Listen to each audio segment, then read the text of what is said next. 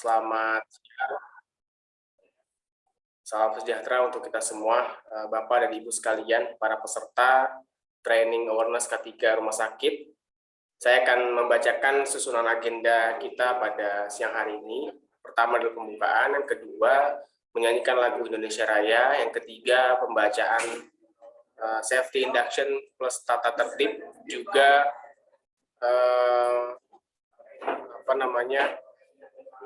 CV dan materi inti seperti ya. Nah, beranjak ke agenda selanjutnya itu menyanyikan lagu Indonesia Raya.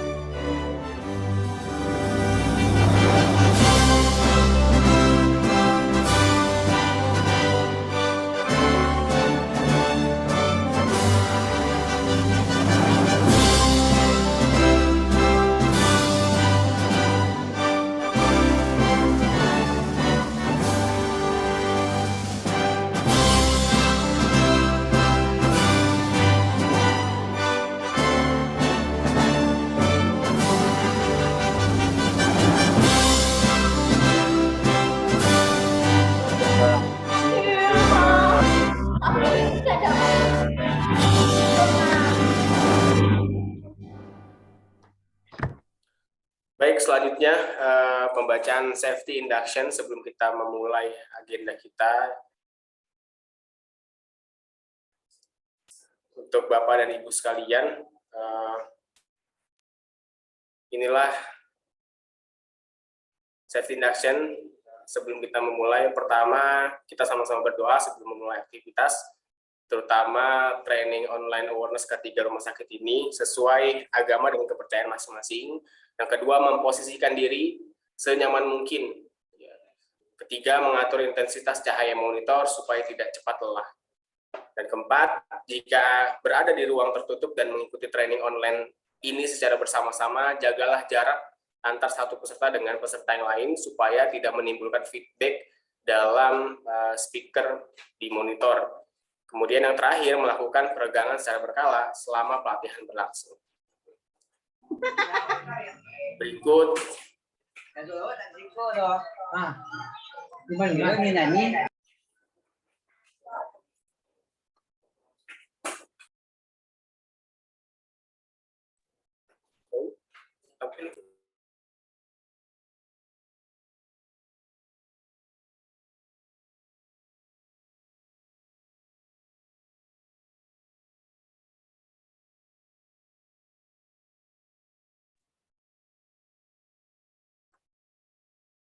Inilah sedikit profil daripada perusahaan Veritas Global Solusindo, lembaga pelatihan dan konsultasi.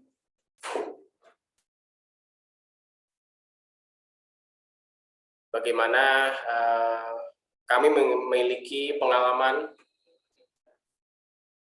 lebih dari 15 tahun yang berkecimpung dalam bidang sumber daya manusia. Dan ini menjadikan PT Veritas Global Solusindo sebagai perusahaan jasa pelatihan dan konsultasi K3 dan manajemen yang dipercaya untuk menjadi mitra solusi bagi berbagai instansi pemerintah, perusahaan swasta domestik maupun asing, kemudian BUMN dan BUMD di Indonesia.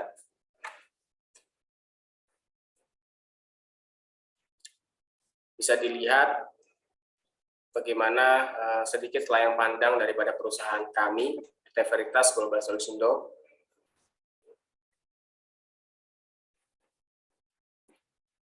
Adapun misi yang kami canangkan adalah menjadi perusahaan pelatihan dan konsultasi K3, manajemen yang adaptif dan unggul di Indonesia, dengan value, trust, partner to be excellent.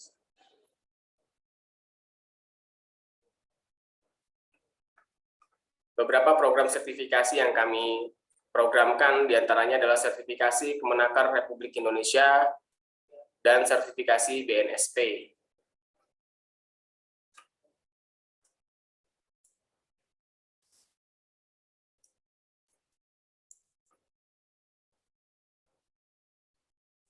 Di antaranya sertifikasi Kemenaker RI adalah ahli K3 umum, ahli K3 listrik, ahli K3 konstruksi, ahli K3 rumah sakit, ahli K3 pemadam kebakaran ABCD, dan ahli K3 TKBT.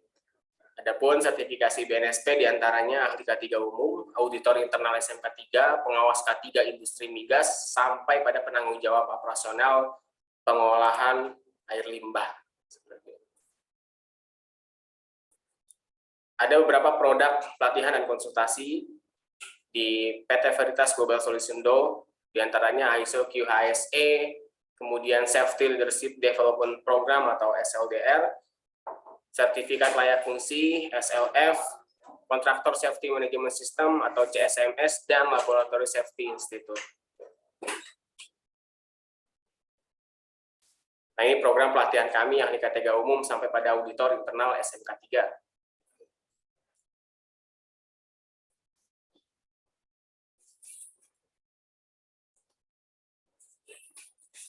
Ini beberapa mitra yang pernah bekerja sama dengan PT Veritas Global Solusindo. Dan ini adalah instruktur-instruktur kami yang sudah berpengalaman lebih dari 15 tahun di bidangnya masing-masing. Adapun kontak kami sudah tertera 0821 1002 5546. Kami beralamat di Jalan Syekh Nawawi Al-Bantani, Nuansa Alam Banjar Estate, Blok C1 nomor 4, Kota Serang. Adapun di sosial media bisa dilihat Bapak dan Ibu sekalian. Baik, kita masuk ke agenda inti, yaitu penyampaian materi. Yang sebelumnya saya akan membacakan CV daripada narasumber kita di siang hari ini.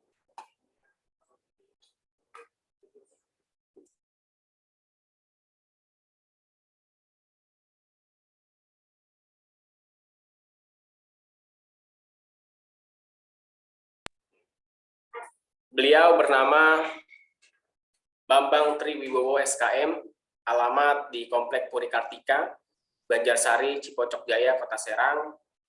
Adapun nomor handphone yang bisa dihubungi adalah 0878 092 60278. Pengalaman kerja beliau sebagai enumerator Riskesdas 2007 dan 2010, TKS di Puskesmas Balaraja, Kabupaten Tangerang, sanitarian di Puskesmas Curug, Kota Serang, CFT di Dinas Kesehatan Kota Serang, sanitarian dan K3 di Rumah Sakit Fatimah Serang, sanitarian di RS Paku Haji, Kabupaten Tangerang. Dan pendidikan beliau SDN Cimone 1 Tangerang, SMPN Jatake Tangerang, SMA Mandiri Balaraja Tangerang, Akademik Kesehatan Lingkungan Kutamaya Bandung, dan S1 Kesmas jurusan K3 Industri. Beberapa diklat yaitu diklat K3RS Kemenaker RI, diklat Teknologi Tepat Guna, diklat Kumuh Miskin Perkotaan, DFI Dasar, dan DFI Lanjutan.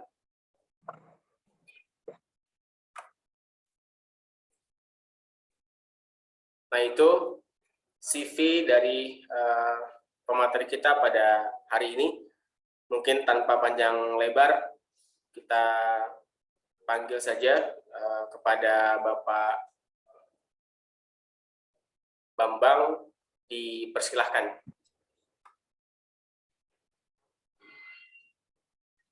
Terima kasih, Mas Aldi. Assalamualaikum warahmatullahi wabarakatuh. Bismillahirrahmanirrahim. seperti yang telah diperkenalkan tadi, ya, nama, alamat sudah sesuai, ya. Mudah-mudahan pembekalan kali ini minimal, saya manggilnya adik-adik, minimal adik-adik atau teman-teman mengetahui apa sih gitu ya kesehatan keselamatan kerja yang ada di rumah sakit. Silakan Mas, selanjutnya. Nah, ini dia, tadi sudah disebutkan ya. Nah, terus, nah ini dasar hukum. Jadi K3RS ini ada dasar hukumnya Undang-Undang Nomor 1 tahun 70 tentang keselamatan kerja ya. Jadi itu kita masih menggunakan Undang-Undang 36 2009 tentang kesehatan, dan itu juga kita masih menggunakannya ya. Selanjutnya Undang-Undang Nomor 44 tahun 2009 tentang rumah sakit, berisi akreditasi rumah sakit yang sekarang ini semua rumah sakit pelayanan kesehatan wajib diakreditasi, ya minimal dasar harus sudah mempunyai sertifikat akreditasi.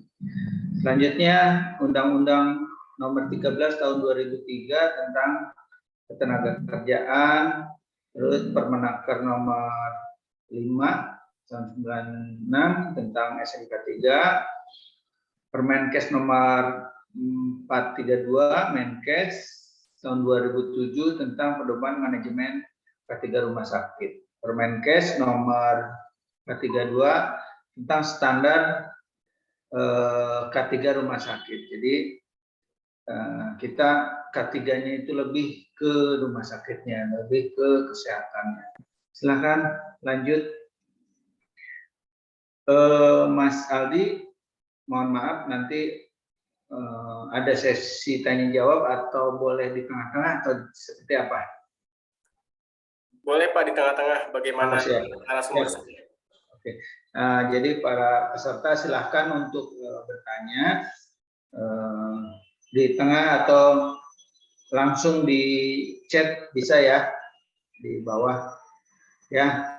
Definisinya menurut WHO tahun 95 kesehatan kerja bertujuan untuk peningkatan dan pemeliharaan derajat kesehatan fisik, mental, dan sosial setinggi-tingginya bagi semua pekerja. Nah, ini yang kita bicarakan kesehatan kerja secara keseluruhan ya. Jadi kita WHO dan Kementerian Kesehatan berharap orang yang bekerja itu tidak setelah bekerja dia sakit.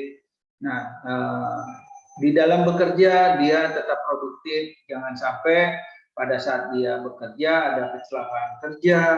Nah, itu maksudnya kesehatan fisik ya, mental, seperti apa, sosial setinggi-tingginya bagi semua jenis pekerjaan. Jadi jangan berpikir itu mah kerjaannya cuma office boy, dia tidak harus mendapatkan kesehatan kerja, enggak. Semua yang bekerja di sektor apapun harus mendapatkan peningkatan dan pemeliharaan derajat kesehatan gitu. Jadi jangan sampai ada berpikir kalau manusia itu berbeda-beda, enggak. Jadi kita bekerja di satu tempat itu satu kesatuan. Contohnya rumah sakit. Rumah sakit bila tidak ada OB pasti kotor. Nah, jadi jangan pernah berpikir derajat kita lebih tinggi dari mereka, enggak. Kita satu kesatuan dalam bekerja, jadi jangan sampai kita berpikir ini mah cuma di bawah kita aja, juga ya. Nanti bagi teman-teman yang bekerja di rumah sakit atau nanti yang akan bekerja di rumah sakit itu penting. Selanjutnya Nah, ini ya, konsep dasar keselamatan kerja. Kita masih berbicara tentang keselamatan kerja secara keseluruhan ya. Menurut WHO, 35 juta petugas kesehatan ternyata 3 jutanya, nah 3 jutanya diantaranya terpajang oleh bloodborne patogen. Dengan 2 juta diantaranya tertular virus hepatitis. Kita sebenarnya nggak perlu lihat yang data ini ya, data kemarin saja waktu ada COVID, berapa banyak petugas kesehatan yang tumbang akhirnya meninggal, itu dokter spesialis, dokter apapun itu gitu ya. Jadi hindari kejadian-kejadian yang mengakibatkan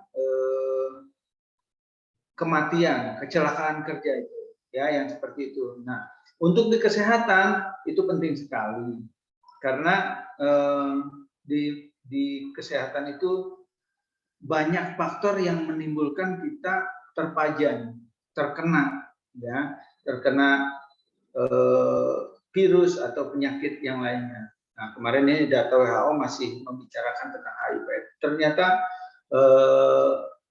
di depan kita itu kemarin itu COVID yang semua orang harus waspada. Nah, sampai sekarang pun bagi teman-teman yang bekerja di rumah sakit, alat pelindung diri harus tetap dipakai ya. Jangan sampai COVID sudah mulai mereda, kita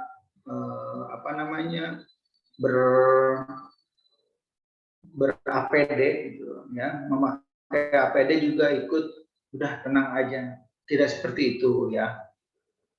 Menurut NIOSH, OSH, untuk kasus-kasus non fatal baik injury maupun penyakit akibat kerja di sarana kesehatan semakin meningkat. Karena apa? Karena kadang-kadang kita lupa bahwa kita itu bekerja di instansi kesehatan. Kita bekerja di tempat yang melayani orang yang berpenyakit. Kita melayani orang yang berpenyakit yang menular, gitu ya. Ya, contohnya kemarin, gitu. Kadang-kadang kita lupa seperti itu. Jadinya mungkin kalau sekarang kita hitung lagi, ya, penyakit akibat kerja di sarana kesehatan mungkin akan lebih banyak, ya, mungkin akan lebih meningkat, dan sebenarnya secara tidak langsung kita ditegur, diingatkan bahwa APD itu sangat penting. Ya. Selain infeksi nosokomial yang masih menjadi isu cukup signifikan sampai sekarang, nosokomial kita masih menjadi isu signifikan ya, karena di pelayanan kesehatan itu boleh dikatakan nosokomial itu masih menjadi primadona. Maksudnya ini kita harus hindari infeksi nosokomial ini, sehingga pengembangan program pasien safety sangat relevan dikembangkan. Jadi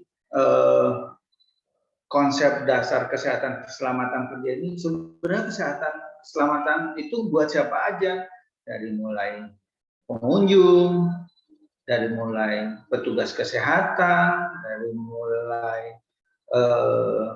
pasiennya, kita perhatikan semua. Jadi jangan sampai pekerjanya yang kita perhatikan, tapi pengunjung dan pasien kita tidak perhatikan. Pasien kita perhatikan, pekerjanya harus kita perhatikan juga. Jangan sampai nanti terjadi penyakit akibat kerja ya.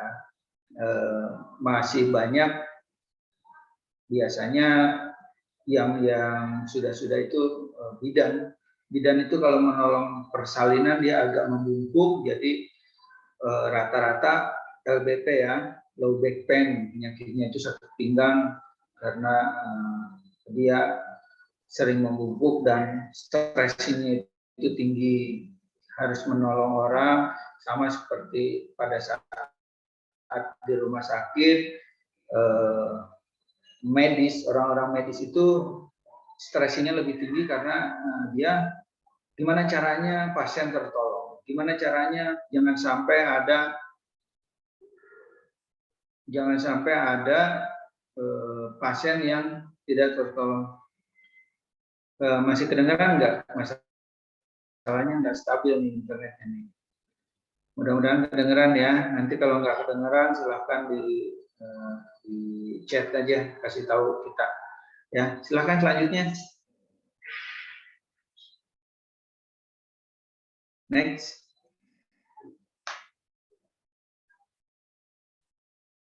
Lanjut.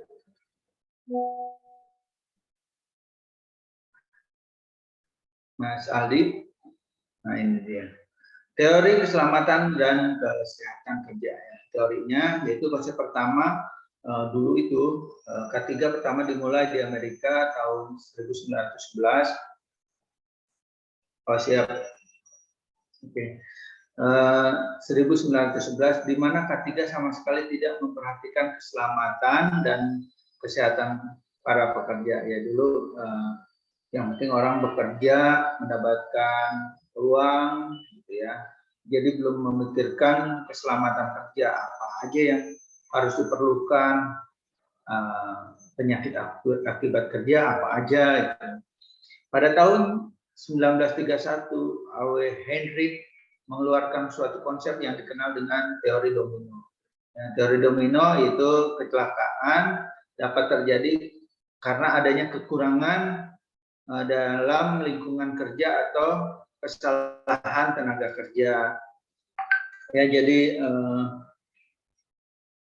apa ya, namanya faktor resiko itu harus kita lihat ya. Jadi teori domino ini nanti melihat faktor-faktor resiko yang ada di tempat kerja kita. Jadi kita membicarakan tentang apa namanya K3RS. Jadi faktor-faktor resiko di rumah sakit itu sebenarnya apa aja. Di bawah nanti ada kita perjelas faktor-faktor resiko di rumah sakit. Kalau menurut saya setelah saya lihat di rumah sakit itu semua mempunyai faktor resiko, baik dari untuk pekerja, terus untuk pasien ataupun untuk pengunjung beresiko. Dan gimana caranya kita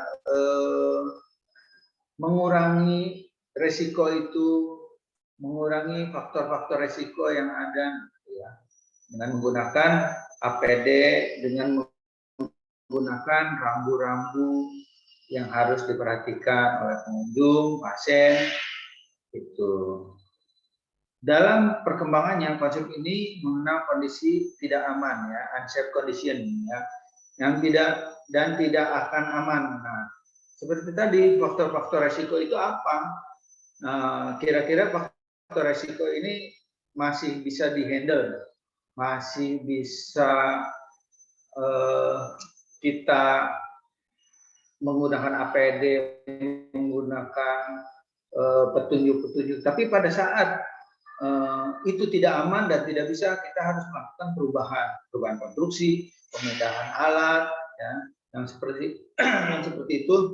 Jadi harus kita perhatikan. Nah, jadi faktor-faktor resiko itu kita lihat. Jangan sampai kalau untuk di tempat swasta, kos yang gede itu jangan sampai harus keluar. Gimana caranya? Adakah modifikasi tempat, modifikasi alat agar alat itu menjadi aman, tempat itu menjadi aman, gitu ya. Next, selanjutnya.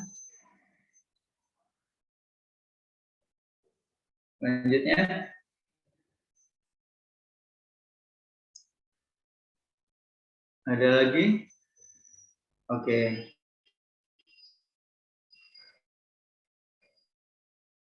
Nah, kesadaran akan pentingnya K3 dalam mundur kebanyakan. Mundur lagi satu.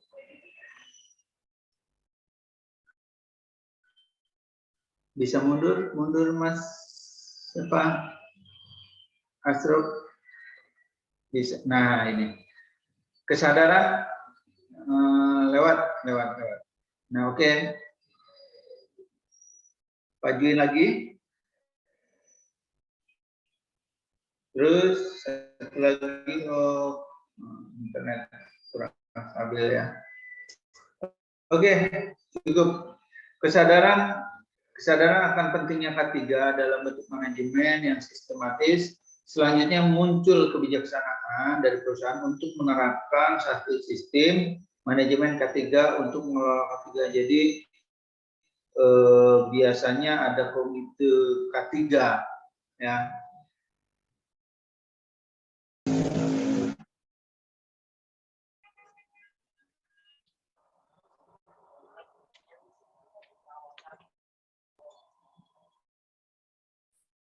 Hilang internet.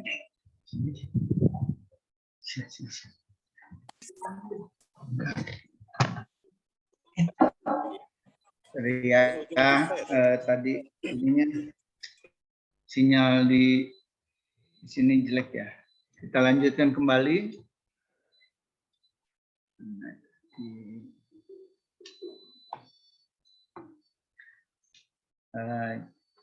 Kesadaran akan pentingnya K3 dalam bentuk manajemen yang sistematis. Selanjutnya muncul kebijakan dari perusahaan untuk menerapkan suatu sistem manajemen K3 untuk mengelola K3. Jadi komite K3 itu harus berjalan dan harus ada.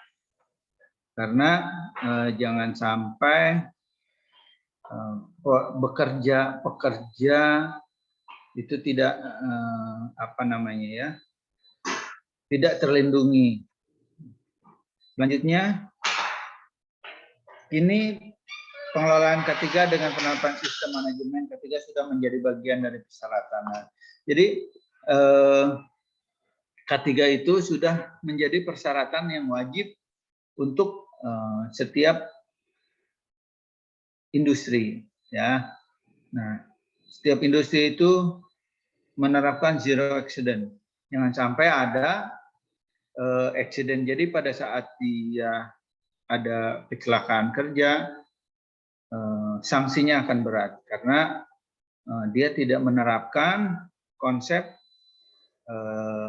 sistem manajemen K3.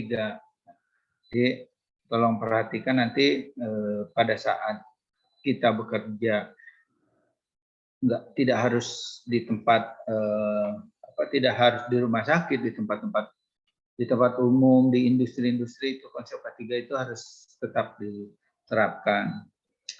Apalagi ahli-ahli K3 nanti, kalau saya sih berharap yang teman-teman ikut ini ahli K3 pada nanti ada di pertambangan. Pertambangan menjanjikan, cuman konsep dari manajemen K3 itu benar-benar harus dijalankan. Ya. Selanjutnya,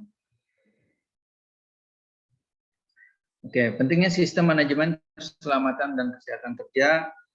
Alasan manusiawi membiarkan terjadinya kecelakaan kerja tanpa berusaha melakukan sesuatu untuk memperbaiki keadaan, tidak manusiawi ya. Jadi kadang-kadang ada perusahaan yang tidak terlalu peduli dengan kejadian kecelakaan kerja, ya. Kadang-kadang dia hanya gimana caranya dapat untung yang besar, tidak mengeluarkan kos untuk alat pelindung diri, modifikasi tempat, modifikasi alat, ya. Itu ya. Alasan ekonomi, kecelakaan kerja menimbulkan kerugian ekonomi, itu jelas. Kerugian ekonomi ke satu perusahaan tersebut, kedua pada manusianya, pada pekerjanya. Pekerjanya pada saat dia sudah kecelakaan kerja, dia menjadi cacat, akan menimbulkan kerugian ekonomi. Itu yang secara langsung. Yang secara tidak langsung, pada saat dia bekerja, dia tidak menyadari bahwa tempat dia bekerja yang nantinya akan menimbulkan dampak penyakit akibat kerja pada saat setelah dia pensiun, malah jadi sakit-sakitan. Nah, sekarang tuh ada dokter khusus kesehatan kerja ya. Jadi dia tahu, dia akan membaca track record kerja kita. Kita kerja di mana aja, di bagian apa aja. Jadi jangan sampai itu terjadi. Ya. Alasan undang-undang, nah ini yang paling penting, undang-undang tenaga kerja yang gimana sih caranya agar perusahaan atau tempat kita bekerja nurut mengikuti aturan manajemen keselamatan kerja, yaitu dengan adanya undang-undang tenaga kerja. Kalau biasanya para pengusaha kalau tidak ada undang-undangnya, tidak ada aturannya, mereka biarin aja. Jadi nggak seperti itu ya. Mudah-mudahan nanti di tempat kerja teman-teman tidak seperti itu. Kita ada pendekatan bagaimana membicarakan hal ini secara baik kepada pimpinan kita atau ownernya ya. Nah, selanjutnya nama baik institusi. Misalkan saya bekerja di rumah sakit, pada saat ada kecelakaan kerja, otomatis nama baik rumah sakit itu akan tercoreng. Apalagi sekarang zamannya zaman media sosial, ya, yang kita tidak bisa seenaknya melakukan sesuatu yang tidak sesuai karena pasti orang melihat, ya. Kita nggak pernah tahu. Jadi ada aja orang yang melihat kita memvideokan, memfoto, padahal tidak seperti itu. Nah, itu harus kita perhatikan juga. Jangan sampai daripada kita diramaikan di media sosial, lebih baik kita berbenah diri. Ya. Apalagi nanti calon-calon K3 ahli ini yang akan lebih pengawasannya lebih melekat ya. Dia lihat ini potensi bahaya nih, membersihkan kaca, kalau nggak pakai alat pelindung diri, niatnya baik, tapi takut ada apa-apa, repot ya. Selanjutnya, kesehatan berarti derajat tingkat keadaan fisik dan psikologi individu ya. Kesehatan kerja yaitu suatu ilmu yang penerapannya untuk meningkatkan kualitas hidup tenaga kerja melalui peningkatan kesehatan, pencegahan penyakit akibat kerja yang diwujudkan melalui pemeriksaan kesehatan, pengobatan, dan asupan makanan yang bergizi. Nah, penting sekali. Di perusahaan, saya pernah bekerja di perusahaan Nestle. Nah, dulu itu sempatlah beberapa. Jadi di perusahaan itu Nestle itu luar negeri ya, kami dijamin ya. Jadi coffee break itu bukan kopi, jadi harus susu. Dan makanannya pun makan kita tidak suka ayam, di situ ada daging, tidak suka daging ada ikan. Terus jadi kita makan itu benar-benar terjamin, kesehatan terjamin, ada pemeriksaan rutin. Nah, kadang-kadang pemeriksaan itu hanya pada awal saja, ya. Pemeriksaan kesehatan pada saat kita mau masuk kerja diperiksa, general check up, tapi pada saat kita sudah bekerja kita tidak pernah diperiksa lagi. Padahal wajib kita harus diperiksa 6 bulan sekali. Karena apa? Kita bekerja di bagian ini, apakah ada dampak yang tadinya general check up awal kita tidak kena penyakit, pada saat kita kerja di situ kena penyakit. Nah, itu harus kita perhatikan. Dan nanti manajemen K3RS ini yang bekerjanya itu harus diperhatikan waktu pertama masuk, orang ini sehat, bugar, kenapa makin kesini makin loyo. Nah, itu nanti kita periksa dan kita konsultasikan kepada dokter K3. Ini sebenarnya kalau di bagian ini orang itu akan tetap sakit atau tidak. Karena perusahaan itu butuh orang-orang yang produktif. Pada saat dia sakit, nah dalam sakit ini apakah salah dia dalam bekerja, apakah dia tidak menggunakan APD. Nah, jadi dia menurun. Ini yang tidak diharapkan. Perusahaan mengharapkan produktivitas terus meningkat, ya, orang-orangnya tetap sehat. Jadi keuntungan untuk perusahaan. Nah, apa yang harus dilakukan ya ini? Perusahaan harus melihat pemeriksaan kesehatan rutin, pengobatannya, asupan makanan yang bergizi. Jadi harus itu juga diperhatikan. Jangan sampai kerja diporsir tapi kerja diporsir tapi daya tahan tubuhnya menurun, ya, produktivitasnya menurun. Ada juga lembur, katanya, wah Pak, saya harus dapat lemburan nih, lemburannya harus banyak. Harusnya lemburan itu ada waktunya, tidak boleh lebih dari berapa jam gitu, karena pada saat orang lebih dari 8 jam bekerja, produktivitas dia akan menurun, ya. Jadi kita perhatikan juga akibat yang dihasilkan dari terlalu kerja, terlalu diporsirnya kerja. Itu selanjutnya, next.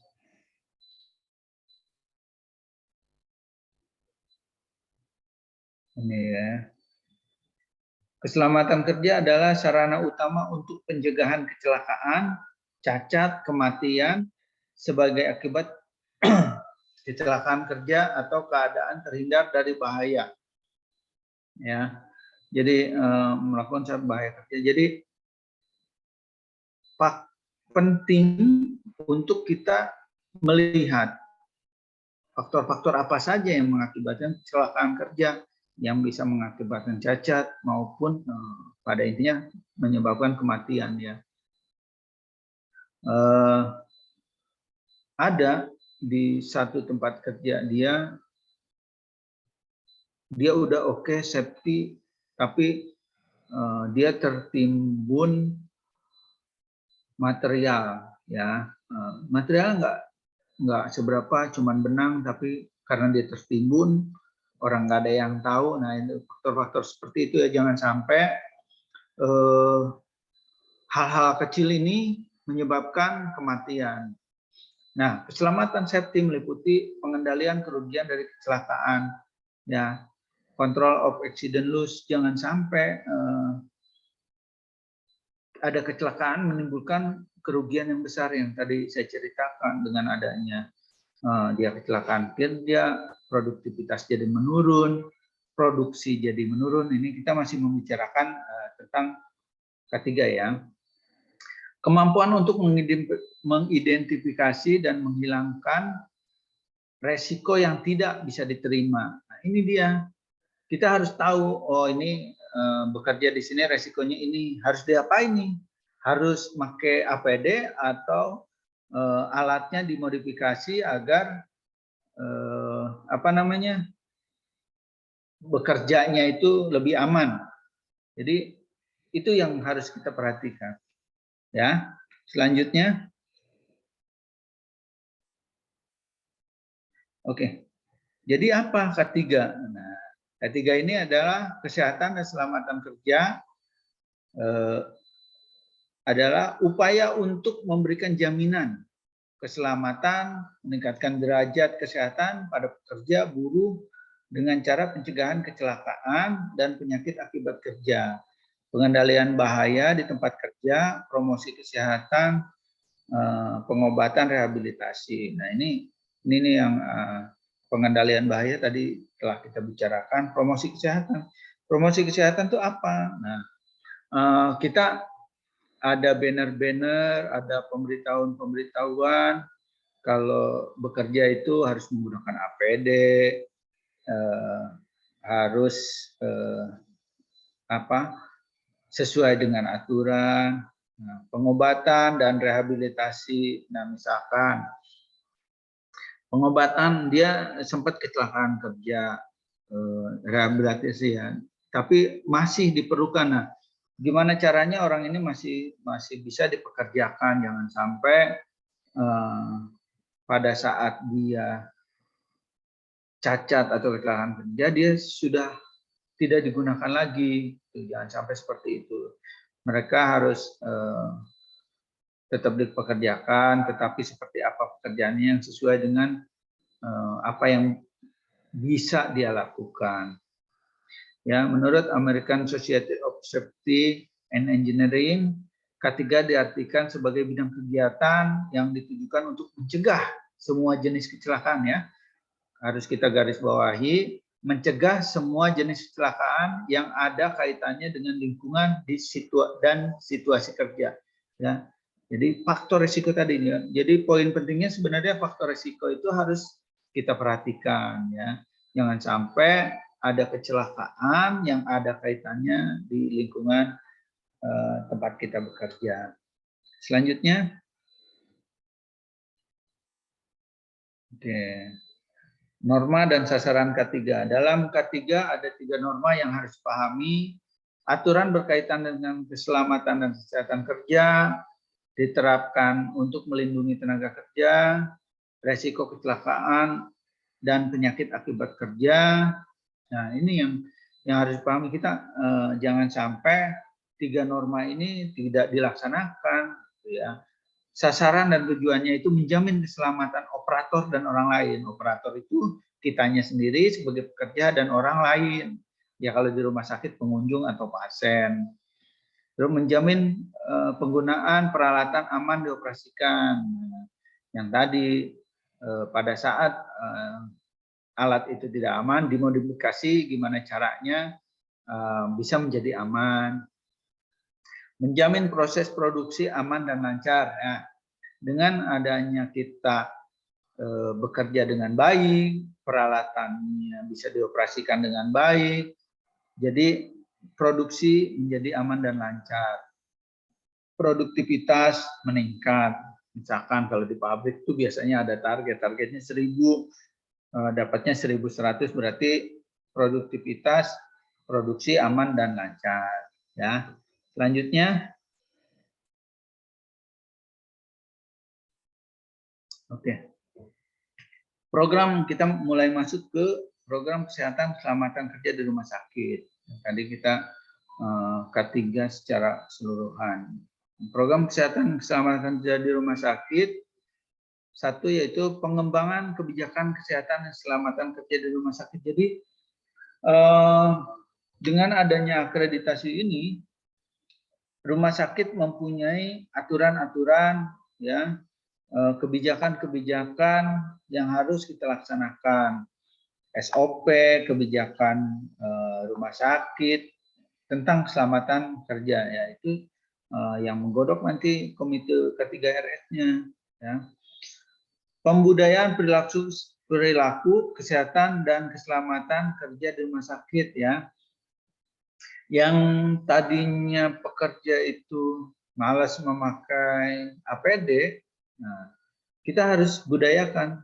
Sebenarnya dengan adanya COVID, kita sudah budaya cuci tangan dengan baik, memakai masker, mengganti baju kerja. Kalau di rumah sakit itu jangan sampai baju kerja kita dibawa pulang. Maksudnya dalam arti kita dari rumah pakai baju yang bukan seragam. Sampai rumah sakit harus kita ganti dengan baju yang kita pakai di rumah sakit. Jadi jangan sampai orang rumah ini terpajan atau terpapar atau terkontaminasi penyakit yang ada di rumah sakit. Ya, jangan sampai kita pulang ke rumah membawa penyakit. Ya, itu lebih, kalau kita bekerja di rumah sakit itu lebih lebih ketat lah untuk jangan sampai orang terkena, jangan sampai orang terpajan ya, terpapar. Yang ketiga, pengembangan sumber daya manusia. Salah satunya ini, kita di rumah sakit K3RS itu, kita diwajibkan mempunyai sertifikat K3RS dari Kemenaker. Nah, yang melaksanakan siapa? Contohnya ini sekarang PT ini ya, dia bisa bekerja sama dengan Kementerian Tenaga Kerja untuk mengadakan pelatihan. Pelatihan ini K3RS ini lumayan membutuhkan waktu, kalau nggak salah kemarin saya itu 5 hari dan bayarnya juga lumayan, tapi rumah sakit wajib mempunyai karyawan atau komite yang sudah mempunyai sertifikat K3RS, karena pada saat monitoring dari Dinas Tenaga Kerja pasti ditanyain. Ya, nanti untuk selanjutnya Mas Aldi silahkan promosi untuk kegiatan pelatihan K3RS, karena wajib, apalagi udah akreditasi, nanti ditanyain, ini mana orang K3-nya yang udah punya sertifikat K3RS. Ya. Selanjutnya pengembangan pedoman standar operasional. Nah, ini SOP ini boleh berubah, boleh. SOP ini dilihat dari pada saat kita kerja, oh harusnya ini begini, harusnya ini begini. Nah, gitu. Boleh nanti SOP itu berubah-ubah. Ya, ada penambahan atau ada pengurangan sesuai dengan tempat kerja, sesuai dengan apa yang kita kerjakan, gitu ya. Bisa jadi SOP pada rumah sakit A dan rumah sakit B itu berbeda penanganan padahal dengan satu kegiatan. Bisa aja ya, tergantung dari situasi dan kondisi. Pemantauan dan evaluasi kesehatan lingkungan tempat kerja. Pada saat kita menentukan faktor resiko, kita harus ada pemantauan. Nah, dari pemantauan itu kita melakukan evaluasi. Nah, ini nih kegiatan-kegiatannya dari 1 sampai 5 ini. Pemantauan, evaluasi, nanti pada saat kita diklat tentang K3RS, ini harus akan kita perdalam ya. Jadi karena ini hanya pengenalan saja, jadi saya tidak memberikan materi tentang evaluasi, pemantauan ya, biar tahu aja dulu. Selanjutnya, nah ini, pelayanan kesehatan kerja. Ada nggak di tempat kita pelayan? Harusnya ada. Pelayanan keselamatan kerja ada, karena ada komitenya, ya, komite kesehatan keselamatan kerja. Pengembangan program pemeliharaan pengelolaan limbah padat cair. Nah, jadi khusus nanti orang caslingnya atau K3-nya, nanti ada lagi pelatihan tentang pemeliharaan pengelolaan limbah, limbah padat, limbah cair, seperti apa yang harus kita lakukan terhadap limbah padat, limbah cair ini. Ya, jangan sampai kita mengerjakan itu tapi kita tidak tahu harus seperti apa nih. Selanjutnya pengelolaan jasa bahan berbahaya, beracun dan barang berbahaya. Nah ini sebenarnya kita di rumah sakit itu bukan tidak boleh sih, boleh-boleh aja punya insinerator, tapi perizinannya yang sulit, bukan main. Maka dari itu kita, dan operasional pembiayaannya itu lebih besar, lebih baik kita kepada pihak ketiga ya. Jadi rata-rata rumah sakit ini baik negeri ataupun swasta, dia dengan pihak ketiga yang di Banten ini ada, kalau nggak salah yang besar tuh PT Wastek dan WPLI ya. Nah, kita bekerja sama dengan mereka dan kita ada SOP, harusnya ada SOP pengelolaan limbah. Pengembangan manajemen tanggap darurat. Nah, seperti apa? Kalau di rumah sakit itu ada kodrat ya. Kita harus pada saat ada bahaya harus seperti apa? Apa dulu yang harus diselamatkan? Apa dulu yang ada tugas-tugasnya masing-masing, penyelamatan dokumen, penyelamatan pasien, dan lain sebagainya ya. Dan harus ada yang namanya pelatihan APAR ya. Jadi semua karyawan itu harus mengetahui bagaimana caranya menggunakan APAR tersebut. Jangan sampai pada saat ada kebakaran kecil yang harusnya bisa kita handle, dengan dia tidak mengerti, akhirnya kebakarannya menjadi besar ya. Itu yang harus kita perhatikan. Selanjutnya,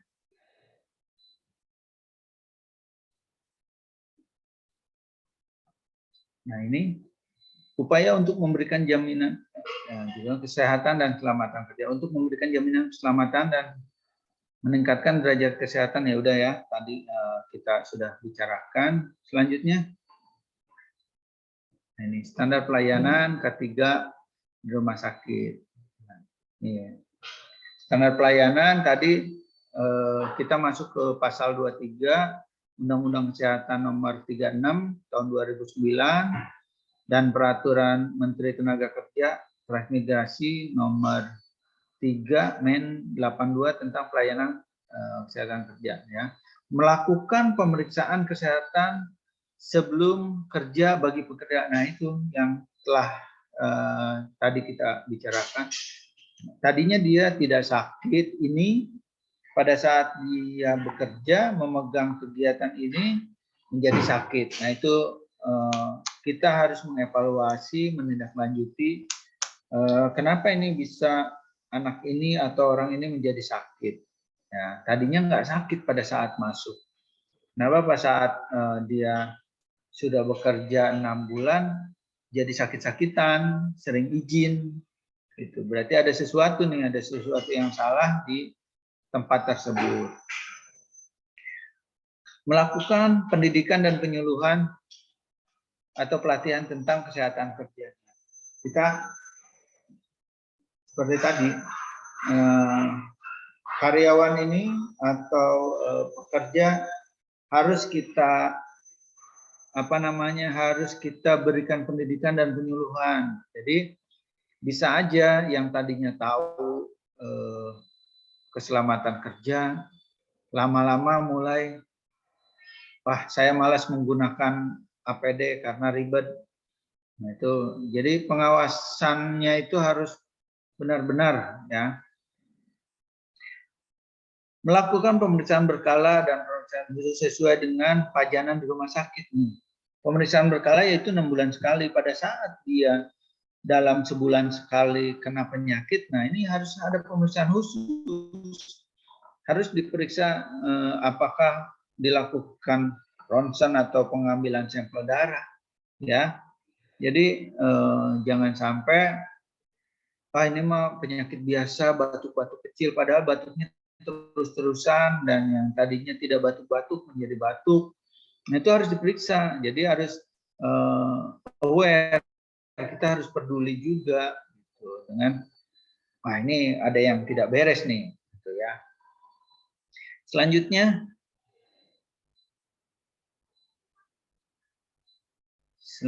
next. Nah, melaksanakan kegiatan surveillance kesehatan kerja. Nah, kita harus surveillance kesehatan kerja itu kita harus melihat nih, ada nggak sih perubahan-perubahan yang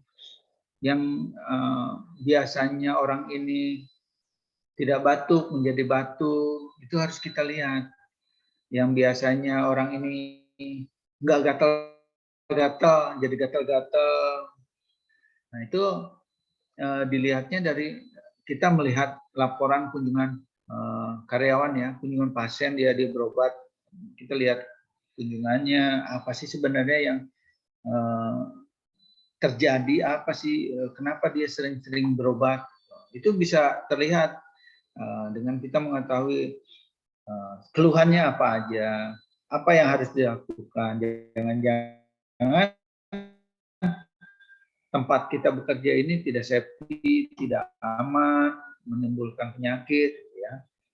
Melaksanakan pemantauan lingkungan kerja dan ergonomi yang berkaitan dengan kesehatan kerja, pemantauan, pengukuran faktor fisik ya. Nah, di rumah sakit atau di kantor khususnya ya, itu biasanya kita mengadakan pengukuran mulai dari pencahayaan, terus kebisingan, nah ergonomi nih, cara duduk, cara berdiri, cara dia mengangkat, nah itu harus benar. Jadi jangan sampai pada saat kita mengangkat kita salah posisi. Nah, untuk pekerja-pekerja tambang yang khususnya di tambang, beban di badan dia harus membawa palu, harus membawa itu di sekitar pinggang. Dan pada saat dia mengangkat barang dengan beban yang ada di tubuhnya dan beban yang akan diangkat, itu menyebabkan low back pain itu ya, sakit pinggang, dan nanti selanjutnya ada saraf kejepit, istilahnya itu ya, segala macam. Dan itu harus diperhatikan. Pada saat kita bekerja di rumah sakit, pengukuran, pemantauan terhadap faktor fisik, kimia, biologi itu harus diperhatikan ya, psikososial. Nah, ada nggak sih pada saat kita di rumah sakit, di tempat kerja, orang itu dibentak atau dibully oleh temannya sendiri, itu kan termasuk salah satu yang dapat menurunkan produktivitas pekerja. Ya. Misalkan pimpinannya selalu membentak-bentak, jadi memberitahukan, membenarkan kegiatan, misalkan ini salah nih kamu cara bekerja, tapi memberitahukannya dengan cara yang tidak baik, membentak atau dengan fisik, itu tidak boleh ya. Jadi gimana caranya mereka itu bisa menerima bila ada yang mereka kerjakan salah.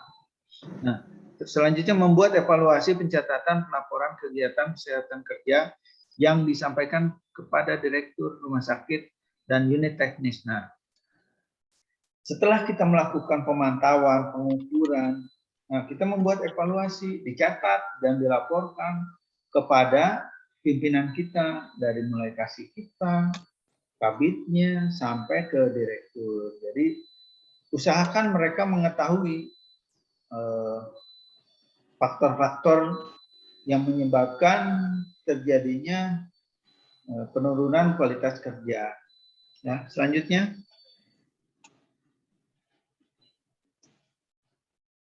Nah, ini standar pelayanan keselamatan kerja di rumah sakit.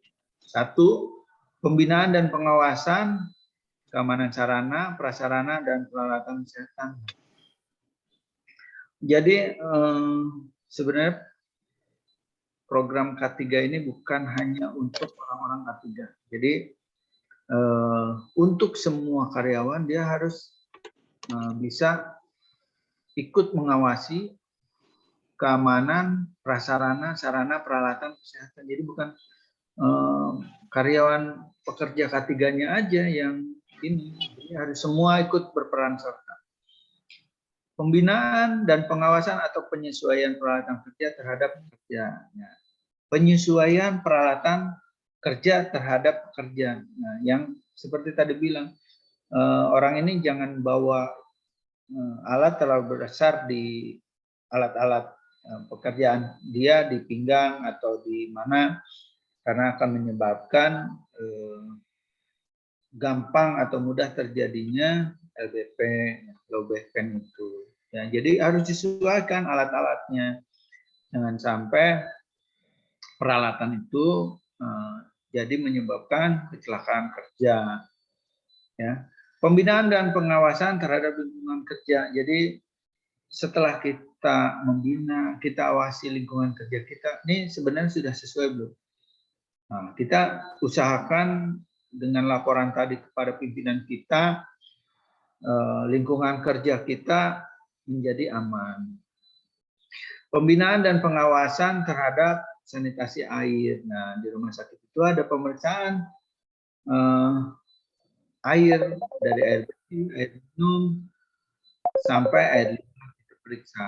Nah, pemeriksaan itu ada waktunya, dan misalkan waktu itu pemeriksaan 3 bulan sekali, kita membuat aturan yang ditandatangani oleh direktur rumah sakit bahwa pengambilan sampel ini harus dilakukan 3 bulan sekali. Alangkah lebih baiknya sebulan sekali, karena rumah sakit menghasilkan limbah. Nah, limbah itu harus diolah. Nah, pengolahannya apakah sudah benar? Kita periksa ke laboratorium yang sudah terakreditasi. Ya, ada rumah sakit atau industri harus melaporkan kegiatan pelaporan lingkungannya kepada Dinas Lingkungan Hidup. Ya, itu setahun 2 kali harus dilaporkan. Ya, pembinaan dan perlengkapan keselamatan kerja. Apakah sudah ada? Apakah sudah mengetahui, karyawan ini sudah mengetahui belum cara makainya perlengkapan keselamatan kerja?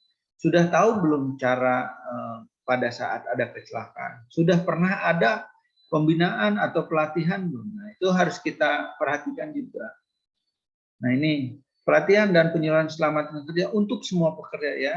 Jadi semua pekerja itu ada pelatihan cara menggunakan apar, cara menggunakan baju kebakaran tuh, ya, cara menyelamatkan pasien, cara menyelamatkan dokumen, itu harus ada pelatihannya. Selanjutnya,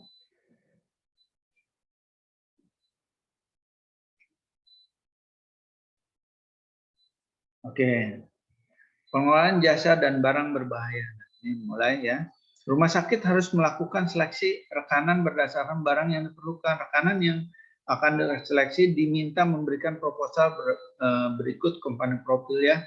Jadi pada saat ada penawaran-penawaran, kita harus bisa membaca apakah ini mudah digunakan, ini tidak merusak lingkungan, barang ini tidak menyebabkan kecelakaan kerja, ya. Itu harus kita baca, dan kalau bisa rekanan itu harus mempresentasikan barang yang akan dia pasarkan, ya.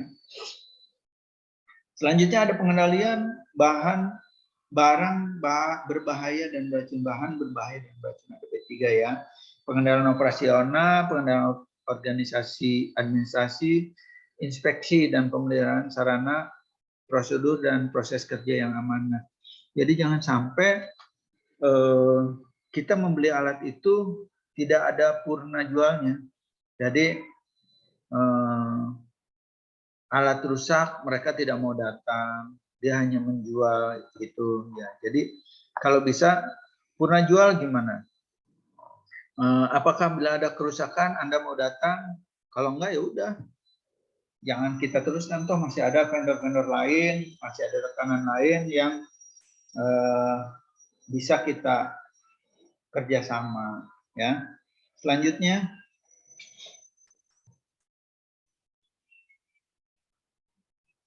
nah ini isu K3RS, ya.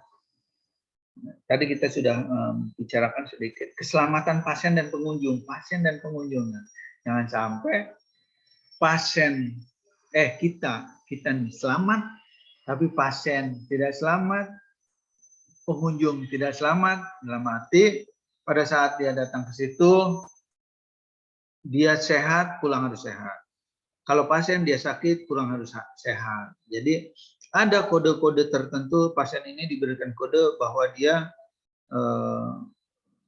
kalau ini jatuh akan mudah jatuh atau akan lemah, itu ada kode-kodenya sendiri, pakai gelang apa. Ya. Pengunjung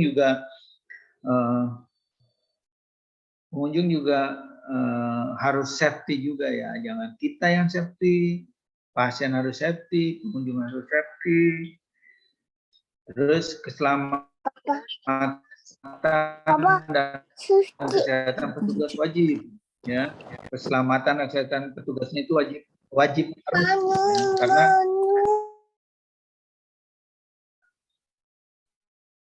ya nanti takut terpajan menular ke anaknya, ke keluarganya, kan kasihan ya. Selanjutnya keselamatan bangunan, ya. Keselamatan bangunan apa? Dari mulai utilitas, konstruksi, itu harus aman. Nah, sekarang ada yang namanya layak fungsi bangunan, SLF ini ya. Jadi nanti rumah sakit yang akan memperpanjang izin operasionalnya harus mempunyai sertifikat SLF, ya, keselamatan bangunan ini. Ya, jadi di bangunan itu ada apa? Ada hidrannya enggak? Gimana? Kelistrikannya, ya, itu seperti apa? Itu nanti di SLF ini di didokumentasikan seperti apa, ya. Keselamatan lingkungan seperti apa. Jadi kita lihat keselamatan lingkungannya, jangan sampai orang datang, orang lewat licin gitu. Terus pembuangan limbah domestiknya membuat vektor, ya. Itu harus yang seperti itu harus kita perhatikan. Selanjutnya, Sebelumnya mohon maaf Pak Bambang, ya silakan. break dulu. Oh siap. Pak. Siap. Selama 15 menit. Oke. Ya, Bapak dan Ibu sekalian, para peserta, kita break sebentar selama 15 menit. Silakan Bapak-bapak dan Ibu sekalian, para peserta, minum, peregangan dan seterusnya, Ibu silakan. Terima kasih, kita break. Oke, saya minum dulu sebentar ya.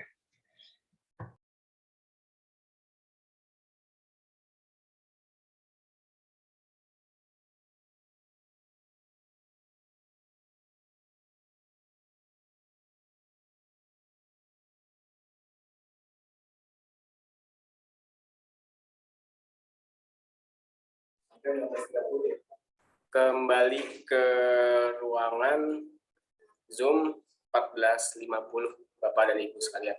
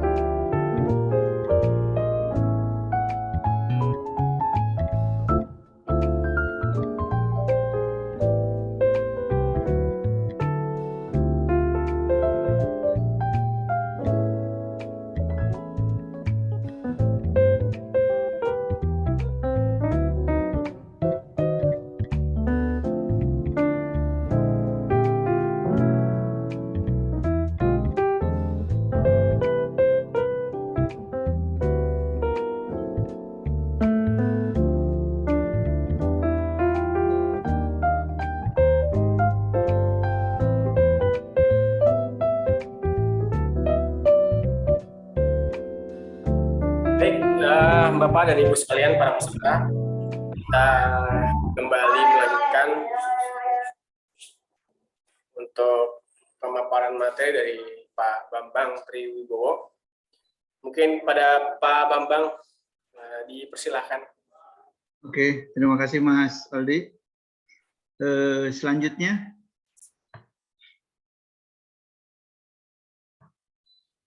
ya, mudah-mudahan sudah pada seger lagi nih, udah minum, udah kencing ya, udah peregangan. Kalau di kita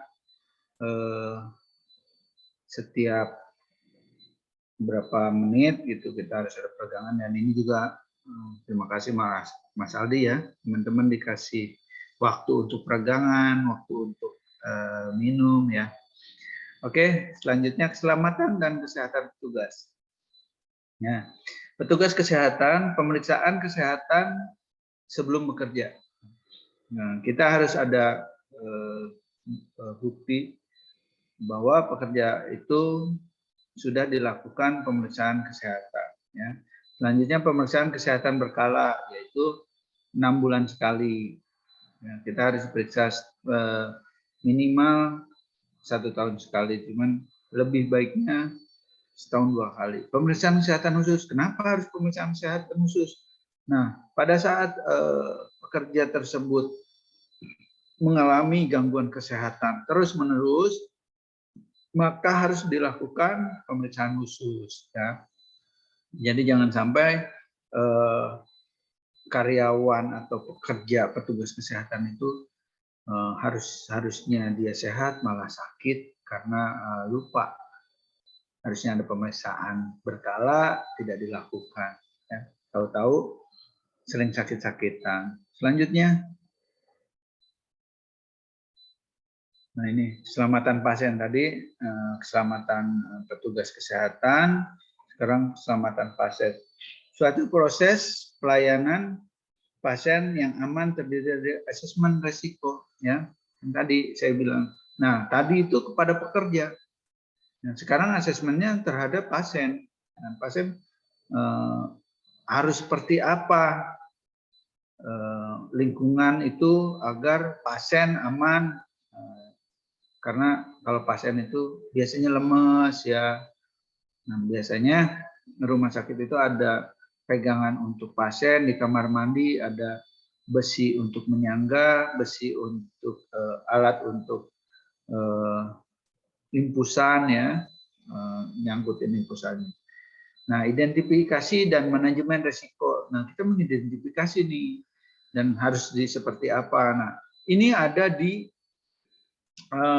namanya poin-poin akreditasi. Ini ada dan harus dilaksanakan pelaporan dan analisis risiko. Nah, dari identifikasi manajemen risiko adanya pelaporan dan analisis insiden. Ini kecelakaan apa aja yang akan kita dapatkan pada saat kita mengidentifikasi ya.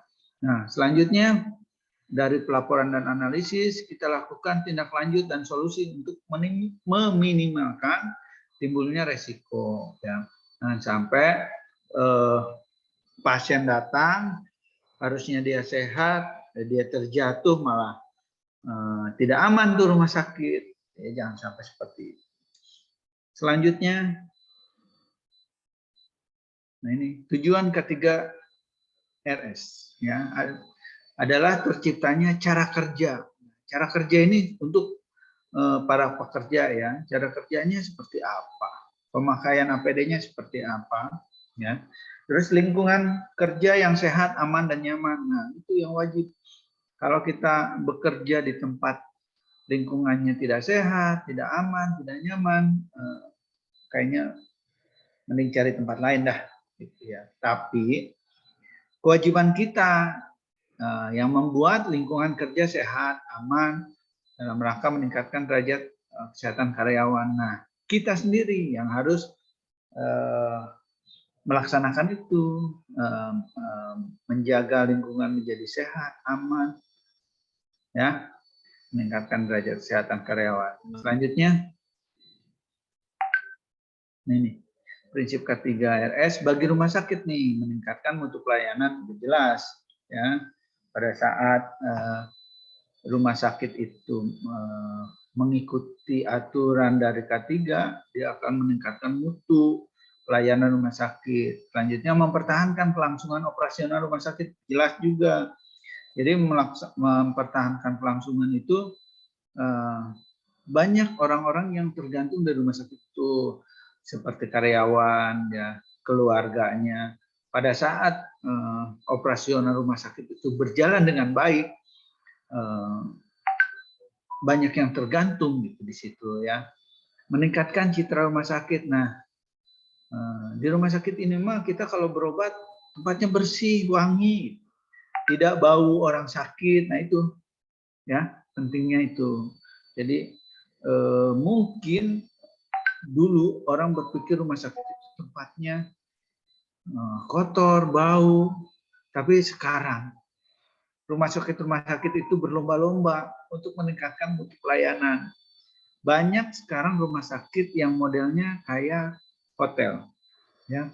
Jadi dia datang itu merasa aman, nyaman, gitu ya, pelayanan maksimal, gitu ya. Dengan oke lah saya bayar mahal tapi pelayanan oke. Saya sudah banyak melihat rumah sakit yang tipe gaya pelayanan mirip dengan hotel, ya. Di Serpong banyak tuh, saya suka ketemu. Bagi karyawan nih, melindungi karyawan dari penyakit akibat kerja, PHK tadi, ya. Penyakit akibat kerja banyak, dari low back pain, gatal-gatal, penularan penyakit menular, ya, penyakit menular tuh gampang di rumah sakit. Dan juga terjadinya kecelakaan akibat kerja, ya. Salah satunya yang kita bicarakan dari awal tuh, kita jangan sampai ada kecelakaan akibat kerja bagi pasien dan pengunjungnya. Mutu layanan yang baik. Nah, dengan adanya meningkatkan mutu, pasien itu pasti otomatis pada datang. Di situ tempatnya enak, nyaman, dokternya ramah, gitu, ya. Kepuasan pasien dan pengunjung. Nah, ini pengunjung itu bukan selalu pasien, ya. Yang nganterin pengunjung, yang menjenguk pengunjung, itu juga harus kita perhatikan. Jangan sampai kita memperhatikan karyawan, pekerja, pasien, pengunjung tidak kita perhatikan. Ya, pengunjung juga harus kita perhatikan karena mereka itu salah satu dari kegiatan yang ada di rumah sakit. Pengunjung yang antar, pengunjung yang nengok, gitu ya. Itu salah satunya. Jadi kita harus menerapkan keselamatan kita untuk semua yang ada di rumah sakit itu, dari mulai pekerja, pasien, pengunjung. Nah, jangan sampai pengunjungnya ngerasa nggak nyaman, ya. Tapi dengan di rumah sakit itu kan pengunjung kadang-kadang pengen ngerokok, ya, itu nggak boleh, ada aturannya. Ada perda di setiap daerah, ada perdanya masing-masing. Oke, selanjutnya.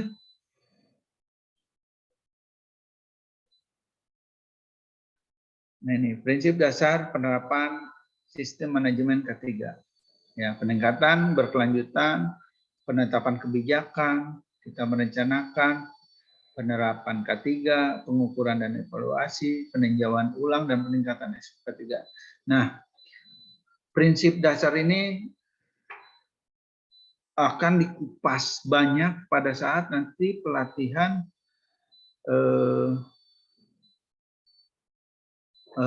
K3 ini, ya,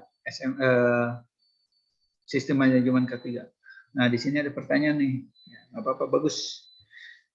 Pertanyaannya apa dari siapa ini? User, oke. Apakah K3RS berlaku untuk semua tipe rumah sakit? Betul. Tidak pandang bulu, ya. Tidak saat akreditasi pun K3RS ini berlaku, ya. Apalagi dengan adanya akreditasi, udah jelas, gitu. Ya, semua tipe harus. Oke, terima kasih atas pertanyaannya. Nah, prinsip ini akan dikupas dikupas tuntas, nanti teman-teman atau adik-adik bisa ikutan pelatihan K3RS. Ya, mungkin nanti dari Mas Aldi ada lagi ada pelatihan khusus K3RS yang tadi saya bilang. Semua rumah sakit yang memegang program K3RS harus punya. Ya. Izin bertanya ke Oke. Nah, ini ya, ada pertanyaan. Kalau dari rekrutmen K3RS ini bisa dari jurusan apa saja, contohnya jurusan kimia, atau hanya dari jurusan berkaitan dengan kesehatan saja. Nah, sebenarnya untuk K3RS ini tidak harus dari misalkan Kesling atau SKM. Jadi dia yang sudah punya sertifikat, harusnya gini, sertifikat itu dimulai dengan K3 dasar, ya. Punya sertifikat K3 dasar, dilanjutkan dengan K3RS, ya. Nah, itu bisa untuk menjadi petugas K3 di rumah sakit. Nah, yang penting kita udah punya dasarnya dulu, K3, bukan dasar sih, namanya K3 umum, yang tadi kulitnya sudah kita bahas di atas, gitu ya. K3 umum, selanjutnya K3RS. Nah, saya memegang program K3RS. Ke-1 D3 saya kesehatan lingkungan. Kedua, S1 saya K3 industri. Jadi saya minimal menguasai, tahu, dan saya ikutan diklat K3 ini, K3RS. Jadi insya Allah ada keterkaitan. Jadi teman-teman misalkan mau ikutan, silahkan ikutan dulu K3 umum, selanjutnya K3RS.